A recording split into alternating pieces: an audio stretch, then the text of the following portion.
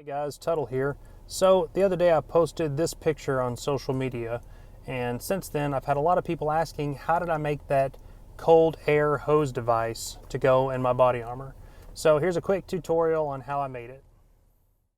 My patrol car has ceiling vents in the rear passenger area, so you'll need to examine your situation and patrol car to find out which setup and arrangement is going to work best for you. So the materials that I needed for this project were really easy to find and relatively cheap. I bought this hose kit for about 12 bucks from my local Home Depot and a roll of duct tape. So I had enough surplus hose to actually make a couple more of these kits for some guys on patrol.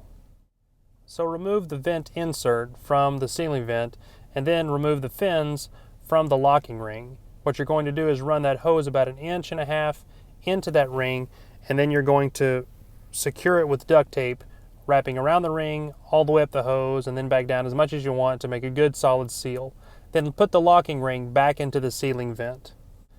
Next, you just have to route the hose to where you want it to go, either through the partition or from your dash. I attached a vacuum hose attachment to mine to divert the air a little bit better and spread it around. Enjoy the cool, refreshing air.